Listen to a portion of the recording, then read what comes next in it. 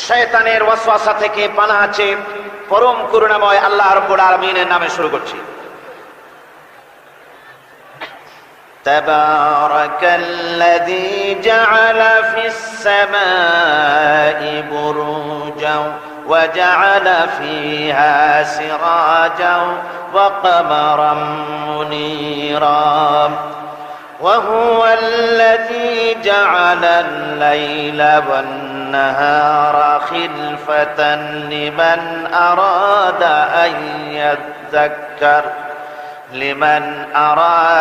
أن يذكر أو أراد شكورا صدق الله العظيم। অতীব বরকতশালী সেই মহান সত্তা যিনি আকাশ সমূহকে বুর্জ সমূহ দিয়ে যিনি সংস্থাপন করেছেন, বুর্জ স্থাপন করেছেন এবং তাতে একটি প্রদীপ স্থাপন করেছেন আর আলোকমণ্ডিত এক উজ্জ্বল চাঁদ স্থাপন করেছেন।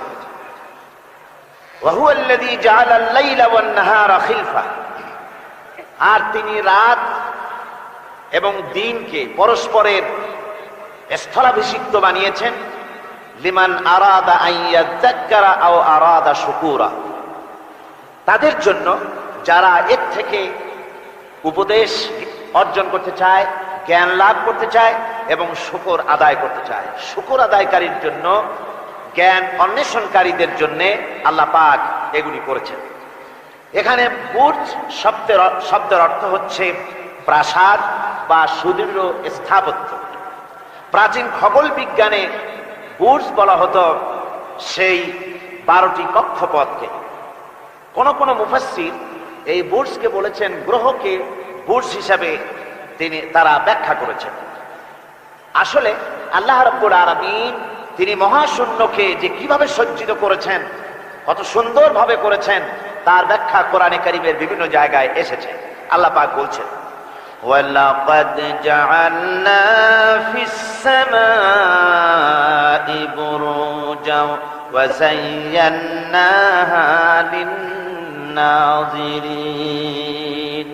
আমি আকাশে বহু সংখ্যক সুদৃঢ় বুর্জ স্থাপন করেছি এবং দর্শকদের জন্য তা অত্যন্ত সুসজ্জিত করে, সুদৃশ্য করে আমি সংস্থাপন করেছি, সুন্দর করে স্থাপিত করেছি। মহাশূন্য, এর মধ্যে আল্লাহ পাক সৃষ্টি করেছেন অগণিত গ্রহ উপগ্রহ। কত গ্রহ আছে, কত উপগ্রহ আছে, বিজ্ঞানীদের কাছে আজও পর্যন্ত তার কোনো হিসাব মেলেনি।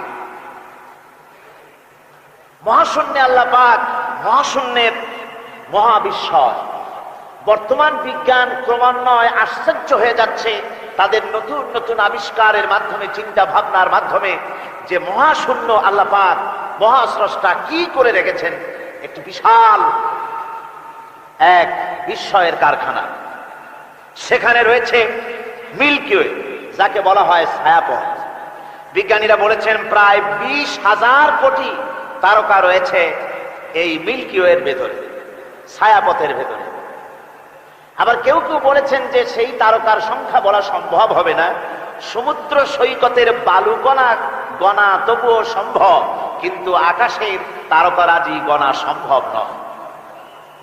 এখন আল্লাহ পাক সেই মহাশূন্যের ভেতরে সৃষ্টি করে রেখেছেন এই ছায়াপথ। ছায়াপথের ভিতরে আছে যে তারকাগুলি, বিজ্ঞানীরা বলেছেন যে এই তারকাগুলি এত বিরাট বিরাট তারকা আছে। আগে তো ওনারা বলেছিলেন পৃথিবীর চাইতে সূর্যটা হচ্ছে পৃথিবীর চাইতে 13 লক্ষ গুণ বড়। এই বিরাট সূর্য ছিল তাদের কাছে বিস্ময়।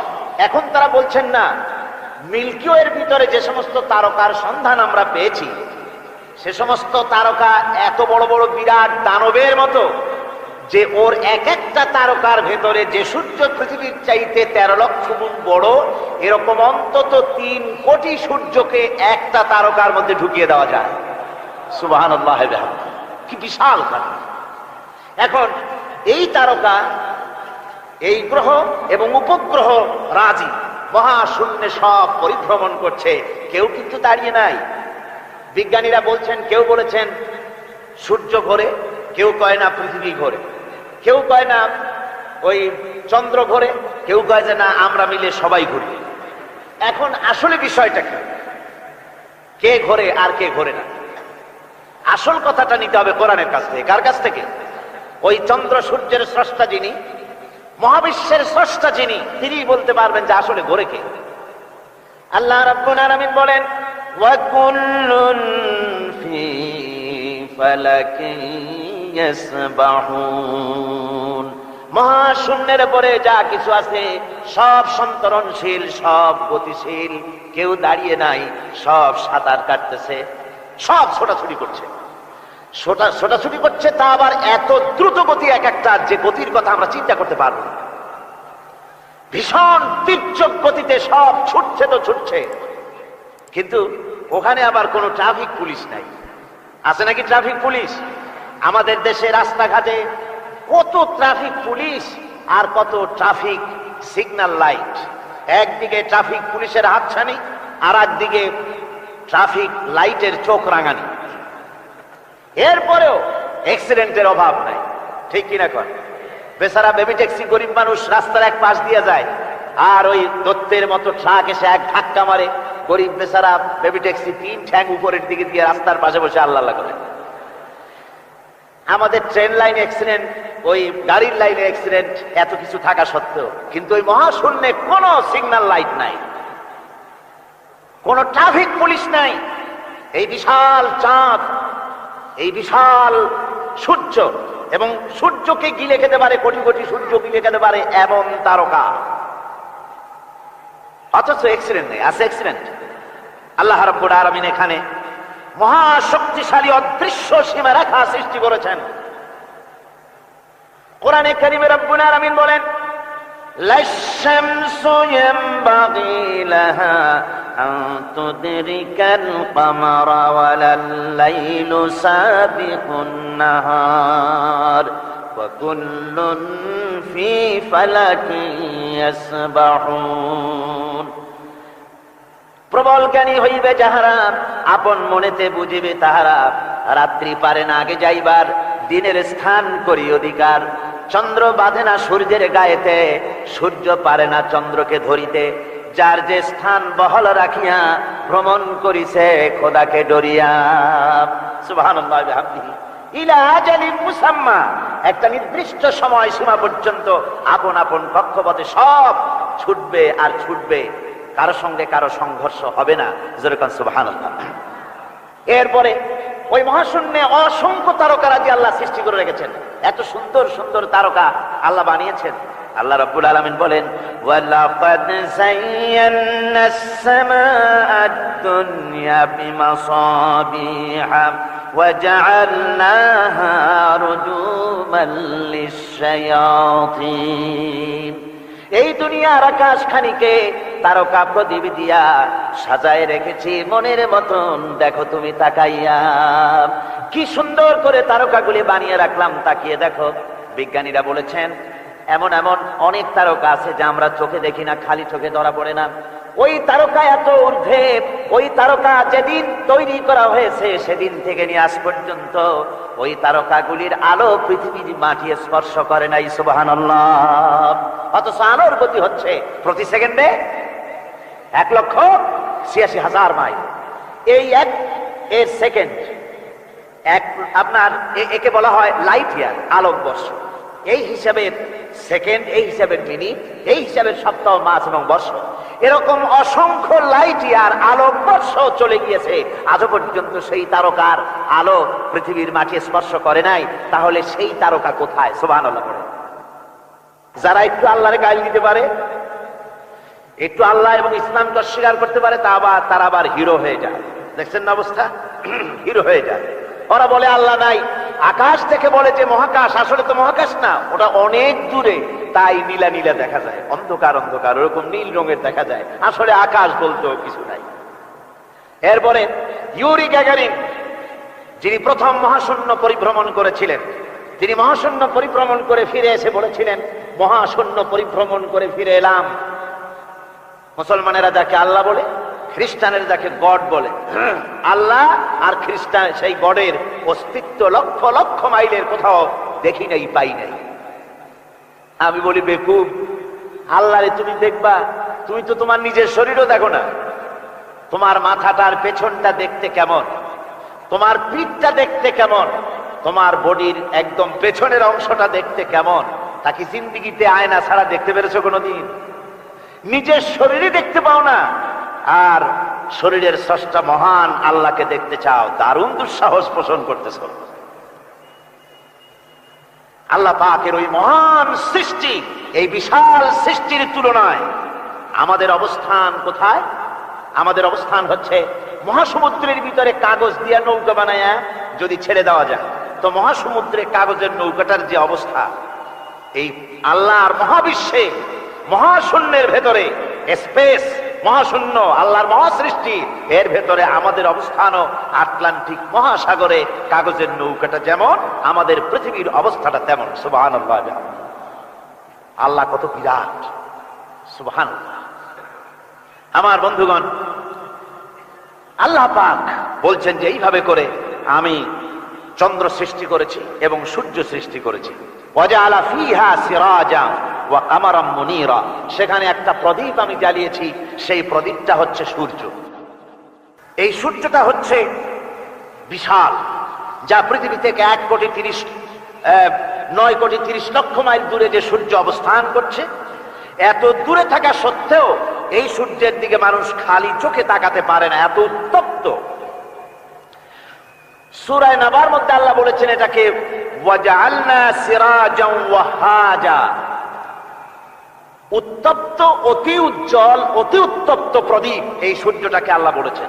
তার তাপ এত বেশি যে পৃথিবীর কোন কোন জায়গায় সূর্যের তাপ 140 ডিগ্রি ফারেনহাইট পর্যন্ত উঠে যায়, এত তাপ হয়। তো এই সূর্যের দিকে মানুষ যদি খালি চোখে তাকায়, তাহলে তার চোখের দৃষ্টিশক্তি বিনষ্ট হয়ে যাওয়ার সম্ভাবনা থাকে। এই সূর্য দিয়ে আল্লাহ পাক ফসল পাকান, এই সূর্য দিয়ে জীবকুলের প্রাণ শক্তির সঞ্চার করেন আল্লাহ পাক। এই সূর্য, বিজ্ঞানীরা বলেছেন, একটা বই আছে, লেখকের নাম আমার মনে নাই, man does not stand alone.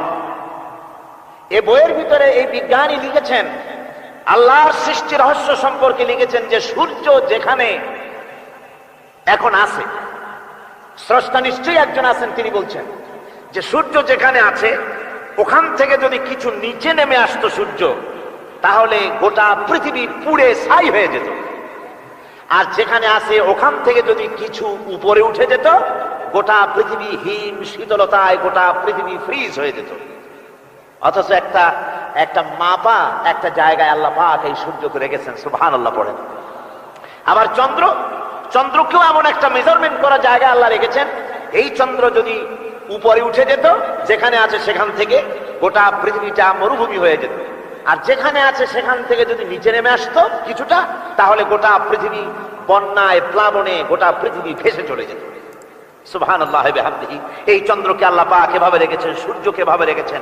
আবার এই সূর্যের রয়েছে অতি বেগুনি রশ্মি, সেই অতি বেগুনি রশ্মি যেন এমন একটা পাওয়ার আছে সূর্যের, যে সূর্যের তাপ যদি পৃথিবীর মানুষ গায়ে লাগে, ওই রশ্মিটা যদি লাগে, সৃষ্টি জগতের ক্যান্সার হবে, সৃষ্টি জগৎ মরে যাবে, বাঁচতে পারবে না, অসুখ করবে। সেজন্য ওজোন স্তর একটা আল্লাহ বানিয়ে রেখেছেন, ওজোন একটা স্তর, যেটাকে বিজ্ঞানীরা এখন বলছেন গ্রিন হাউস এফেক্ট।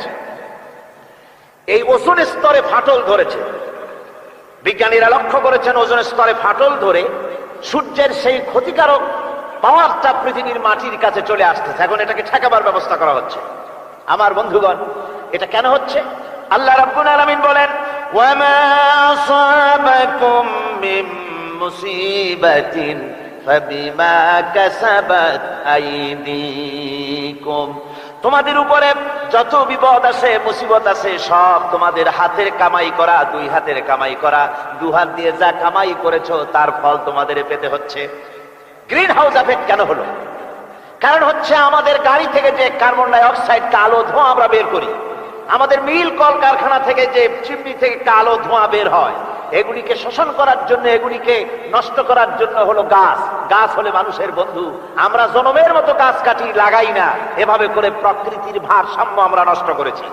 আমরা প্রকৃতির ভারসাম্য নষ্ট করবার জন্য ইচ্ছে করে দেশের পাহাড়গুলিকে ধ্বংস করছি, অথচ আল্লাহ পাক বলেছেন এই পাহাড় পৃথিবীর ভারসাম্য রক্ষার জন্য, প্রকৃতির ভারসাম্যকে রক্ষা করার জন্য আমি পাহাড় সৃষ্টি করেছি। জোরে বলেন সুবহানাল্লাহ। মানুষ এভাবে নিজের সর্বনাশ নিজেই করতেছে। আল্লাহ পাক বলছেন এভাবে করে আমি সব কিছুকে একটা সুন্দর পদ্ধতি দিয়ে সৃষ্টি করেছি। আর ওই যে আলোকমণ্ডিত চাঁদ, ওই চাঁদ সম্পর্কে প্রশ্ন তুলেছে কাফেরেরা যে চাঁদটা কি। ওয়ায়াসআলুনাকা আনিল আহিল্লা কুল হিয়া মাওয়াকিতু লিন্নাস। আল্লাহ রাব্বুল আলামিন বলেন, নবী আপনাকেই প্রশ্ন করা হয় চাঁদের ক্রমবর্ধমান এবং ক্রমহ্রাস সম্পর্কে, যেটা কি আপনি তাদেরকে বলে দেন আমি এই চাঁদকে একটা প্রাকৃতিক ক্যালেন্ডার বানায়া, চিরস্থায়ী ক্যালেন্ডার বানিয়ে তাম পৃথিবীর মানুষের জন্য আকাশে ঝুলায় রেখেছি, মহাশূন্যে টানায় রেখেছি, যেন প্রতিদিন রাত্রি বেলায়, দিনের বেলায়, রাতের বেলায় তারা দিন রাত মাস বছর গণনা করতে পারে। এই জন্য বিনা পয়সার একটা ক্যালেন্ডার আমি ঝুলায় রাখছি। জোরে বলেন সুবহানাল্লাহ। এমনি করে চাঁদ এবং সূর্যকে আমি সৃষ্টি করে দিয়েছি। আল্লাহ পাক বলেন ওয়া হুয়াল্লাযী জাআলাল লাইলা ওয়ান নাহারা খিলফাতান লিমান আরাদা আন ইয়াযাক্কারা আও আরাদা শুকুরা। আর আমি দিন এবং রাতকে একে পরস্পরের স্থলাভিষিক্ত বানিয়েছি, যারা শুকর আদায় করবে আর যারা এর দ্বারা জ্ঞান অর্জন করবে তাদের জন্য। অর্থাৎ তারা এগুলি দেখে মনে করবে যে এগুলি খালি খালি না। এই যে রাত আসতেছে, দিন আসতেছে, দিন এবং রাত্রের এই যে পরিবর্তনটা, এর মধ্যে রয়েছে নিদর্শন। সূরা আলে ইমরানের মধ্যে আল্লাহ পাক বলেন ইন্না ফি খালকিস সামাওয়াতি ওয়াল আরদি ওয়া ইখতিলাফিল লাইলি ওয়ান নাহার লাআয়াতিন লিউলিল আলবাব। যারা নিশ্চয়ই আমার এই সৃষ্টি রহস্য সম্পর্কে, দিন এবং রাতের পরিবর্তনের ব্যাপারে যারা চিন্তা করে, গবেষণা করে, তাদের জন্য আমি অনেক কিছু চিন্তার বিষয়ের মধ্যে রেখে দিয়েছি।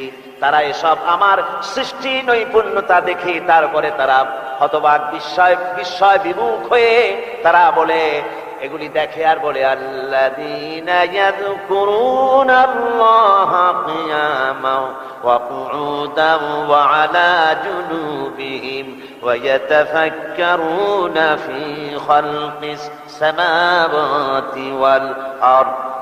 তারা বসা অবস্থায়, দাঁড়ানো অবস্থায় আমার প্রশংসা করে আর বলে রব্বানা মা খালাকতা হাযা বাতিলান সুবহানাকা ফাকিনা আযাবান নার। আয় আল্লাহ পাক, তুমি কোনো কিছু খেল তামাশার বিষয়বস্তু করে তৈরি করো নাই, অতএব জাহান্নামের শাস্তি থেকে তুমি আমাকে রক্ষা করো। আল্লাহর নবী বলেছেন আল্লাহর সৃষ্টি নৈপুণ্যতা সম্পর্কে যদি কোনো বান্দা 1 ঘন্টা চিন্তা করে, 1 ঘন্টা যদি গবেষণা করে, চিন্তা করে, রব্বুল আলামিন তার আমলনামায় 60 বছরের নফল ইবাদতের সওয়াব লিখে দেন। জোরে বলেন সুবহানাল্লাহ। আল্লাহ পাক এই সমস্ত কথা বলে এখন ওই ফর্মুলা বলতেছেন যে আসলে আমার বান্দা হওয়ার জন্য, খাঁটি বান্দা হওয়ার জন্য তার কয়েকটি বৈশিষ্ট্য থাকতে হবে। আল্লাহ পাক এখানে 8টি বৈশিষ্ট্য বর্ণনা করেছেন। আল্লাহর খাঁটি বান্দা হওয়ার জন্য বৈশিষ্ট্য কয়টা লাগবে? 8টি। বেহেশত কয়টা? বেহেশত কয়টি? আল্লাহ পাক বৈশিষ্ট্য বানিয়েছেন 8টি। এখানে 8টি বৈশিষ্ট্যের কথা বলা হয়েছে। মহান আল্লাহ রাব্বুল আলামিন বলেন ওয়া ইবাদুর রাহমানিল্লাযীনা ইয়ামশুনা আলাল আরদি হাওনান ওয়া ইযা খাতাবাহুমুল জাহিলুন وَإِذَا خَاطَبَهُمُ الْجَاهِلُونَ قَالُوا سَلَامًا। রহমানের খাঁটি বান্দা তারা, রহমানের আসল বান্দা তারা যারা নাকি জমিনের উপর থেকে যখন হাঁটে খুব বিনয় বিনম্রতার সাথে তারা চলে। ওয়াইদা খাতাবাহুমুল জাহিলুন, আর যখন জাহিলরা তাদের সঙ্গে কথাবার্তা বলতে আসে তখন তারা তাদেরকে বলে তোমাদের প্রতি সালাম, এই বলে তারা চলে যায়। অর্থাৎ এই 8টি বৈশিষ্ট্যের প্রথম বৈশিষ্ট্য ধরা হয়েছে চালচলনকে। ইমানদার খাঁটি বান্দা যারা, তাদের চালচলন সম্পর্কেই প্রথম বৈশিষ্ট্য ধরা হয়েছে। তার মানে হচ্ছে নির্লজ্জ, স্বৈরাচার, মাস্তান, গুন্ডা, বদমাশ, অত্যাচারী, এদের চালচলন এক ধরনের। আবার অন্যদিকে ব্যক্তিত্ব সম্পন্ন, মর্যাদাবান, এরপরে শিক্ষিত, ভদ্র, মার্জিত, তাদের চালচলন ভিন্ন ধরনের। এই দুই শ্রেণীর চালচলন কি একরকম হয় নাকি? একরকম হয় না। তার কারণ হচ্ছে ব্যক্তির চালচলনের মাঝেই তার অবস্থাটা বোঝা যায় যে আসলে লোকটি কেমন। আল্লাহ রাব্বুল আলামিন এ কথার দ্বারা এটা প্রমাণ করতে চান যে মোমেন বান্দা যারা হবে, আল্লাহর খাঁটি বান্দা যারা হবে, তাদের পরিচয় দেওয়া লাগবে না। তাদের চালচলন দেখে, তাদের হাঁটা দেখে, তাদের চলা দেখে, তাদের বলা দেখে, তাদের আচরণ দেখে লোকেরা বুঝতে পারবে যে ইনি হচ্ছেন আল্লাহর একজন খাঁটি বান্দা, একজন মোমেন ব্যক্তি, এ কথা বুঝতে পারবে। আর সে ব্যক্তি জমিনের উপরে চলবে খুবই বিনম্র ভাবে। কোরআনে কারিমে অন্য জায়গায় আল্লাহ রাব্বুল আলামিন বলেছেন, ওয়ালা তামশি ফিল আরদি মারহান ইন্নাকা লান তাখরিকাল আরদা ওয়া লান তাবলুগাল জিবালা তুলা। আমার জমিনের উপরে অহংকারের পদবরে হেঁটো না, আমার জমিনের উপরে অহংকার করে জমিনের উপরে হেঁটো না। তুমি জমিনের উপরে অহংকার করে হেঁটে পদাঘাত দিয়ে আমার এই জমিনকে ফাটায় দিতে পারবে না। আর তুমি লাফ দিয়ে আমার আকাশে, আমার পাহাড়ের উচ্চতাও তুমি ছাড়িয়ে যেতে পারবে না। অহংকার করে কেউ কি পায়ের আঘাত দিয়ে জমিনটাকে ফাটায় দিতে পারে? কি বলেন, পারবে? আর অহংকার করে লাফ দিয়ে পাহাড়ের উচ্চতাও কি কেউ ছাড়িয়ে দিতে পারবে? পারবে না। সুতরাং অহংকার, মোমেন ব্যক্তি যারা, তারা অহংকার করতে পারে না। অহংকার মোমেনের স্বভাব নয়। অহংকার করতে পারে কেবলমাত্র আল্লাহ রাব্বুল আলামিন। অহংকার হচ্ছে আল্লাহ পাকের ইজাদ। অহংকার কে করতে পারেন? আল্লাহ পাক করতে পারেন। মানুষের অহংকার শোভা পায় না। মানুষ, তোমার আবার অহংকার কিসে?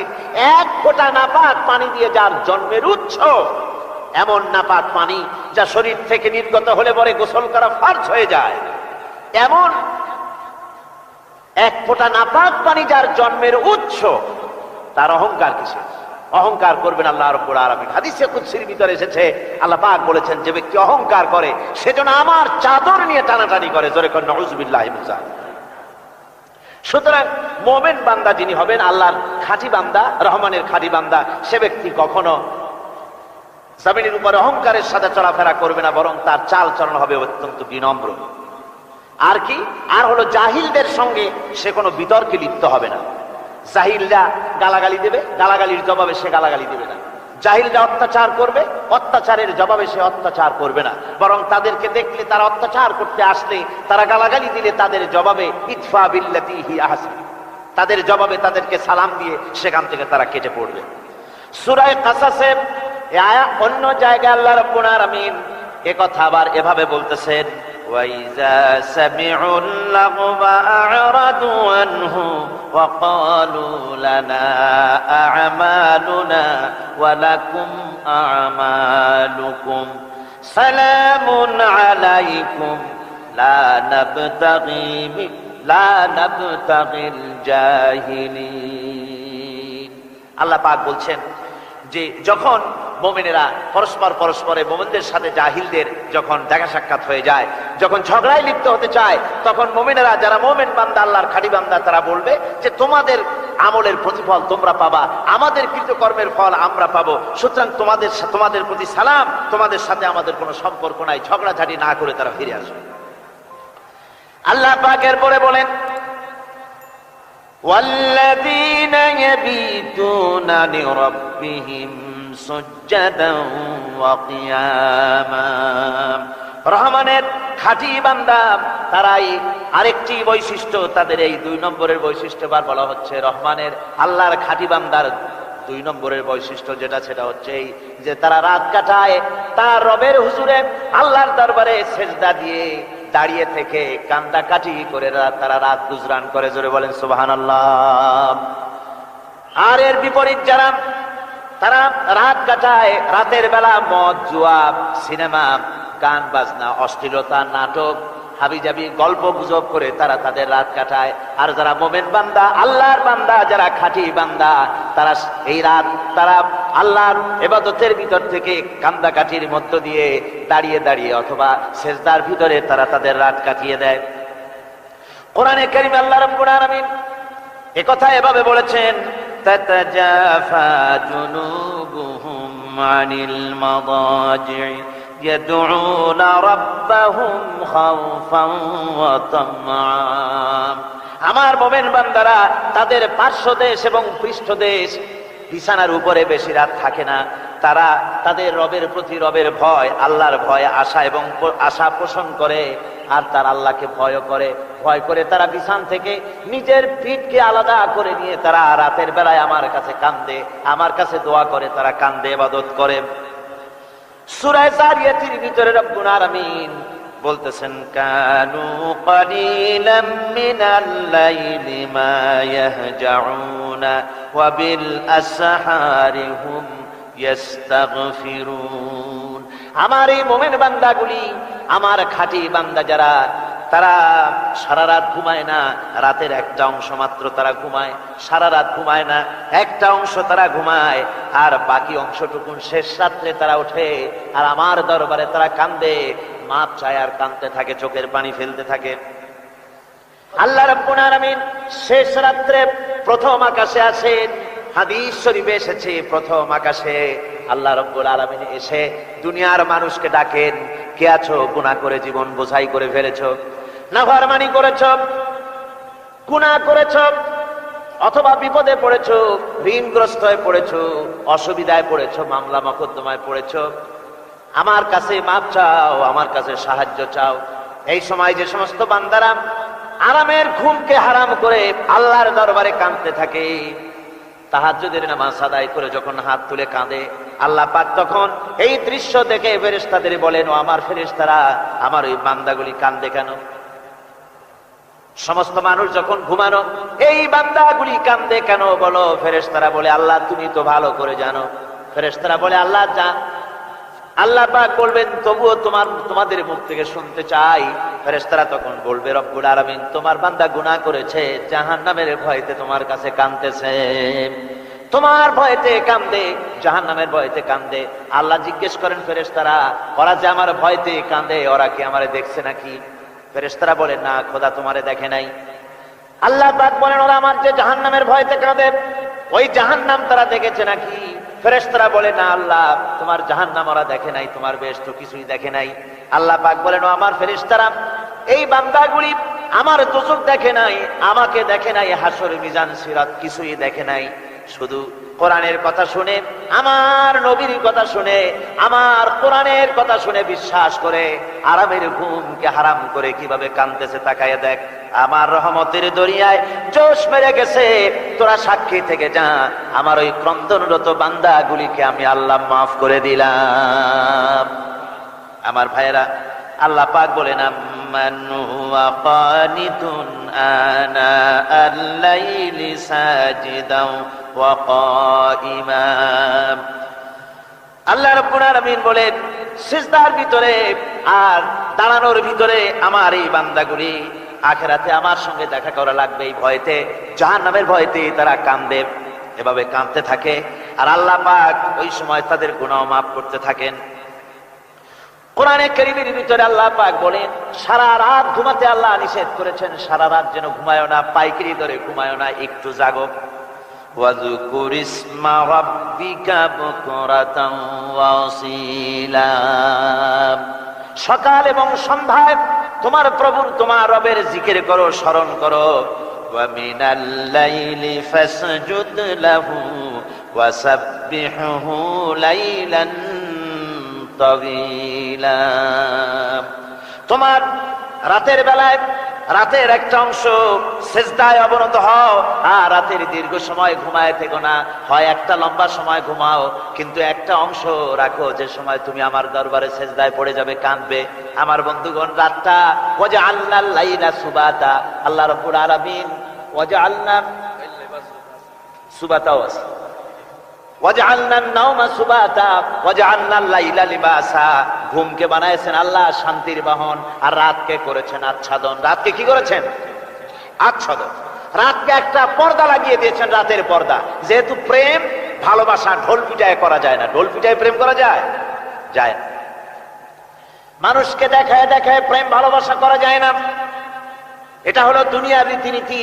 দুনিয়ায় যেটা মানুষেরা করে, আসল সবচাইতে বড় ভালোবাসার পাত্র হলেন আল্লাহ, মাশুক হলেন আল্লাহ, আশেক হলো মানুষ। আশেক এবং মাশুকের ভিতরে প্রেম বিনিময় হবে, ভালোবাসার আদান প্রদান হবে, কথোপকথন হবে। এজন্য দিনের কোলাহলপূর্ণ অবস্থায় তা হয় না বলে রব্বুল আলামিন বলেন, আমি তোমাদের জন্য রাতকে একটা আচ্ছাদন, একটা পর্দা বানাই দিয়েছি। এই রাতের পর্দার ভিতরে থেকে আমারে ডাকো, আমাকে আমার কাছেই তুমি আমাকে ডাকো, একটা লম্বা সময় নিয়ে আমাকে বলতে থাকো, আমাকে ডাকতে থাকো। আল্লাহ পাক তার নবীকেও বলেছেন, ইয়া আইয়ুহাল মুসাম্মিলু কুমিল লাইলা ইল্লা কালিলা, হে চাদর আচ্ছাদিত ব্যক্তি, রাত্রিকালে সালাতে দণ্ডায়মান থাকো, কিন্তু কম, সারা রাত জাগার দরকার নেই। একটা অংশ জাগো, যখন তুমি আমার জন্য কাঁদবে, আমার জন্য সেজদায় পড়ে থাকবে। রাসূল পাক সাল্লাল্লাহু আলাইহি সাল্লাম তাহাজ্জুদের নামাজি সেজদায় পড়ে থাকতেন, রাতে ঘন্টার পর ঘন্টা চলে যেতেছে। হযরত আয়েশা বলেন, আমি মনে করতাম সেজদায় এমন ভাবে রাসূল পড়েছেন আর ওঠেন না, আমার মনে হতো হুজুর বুঝি ইন্তেকাল করে গেছেন। আমি রাসূলের পায়ের আঙ্গুল ধরে আস্তে করে চাপ দিতাম, হুজুর তাতে একটু ব্যথা পেয়ে আঙ্গুল নাড়া দিতেন, তখন আমি মনে করতাম আল্লাহর নবী বিদায় হন নাই, বেঁচে আছেন। আবার কখনো দাঁড়িয়ে দাঁড়িয়ে নামাজের ভিতরে তেলাওয়াত করতে করতে রাত শেষ হয়ে যেত, আমার মনে হতো এই দাঁড়ানো থেকে হুজুর বুঝি আর রুকুতে যাবেন না। আবার যখন রুকুতে যেতেন মনে হতো এই রুকু থেকে আর বুঝি সেজদায় যাবেন না। আবার যখন সেজদায় যেতেন মনে হতো এই সেজদা থেকে রাসূল বুঝি আর উঠবেন না। সুবহানাল্লাহ বিহামদিহি।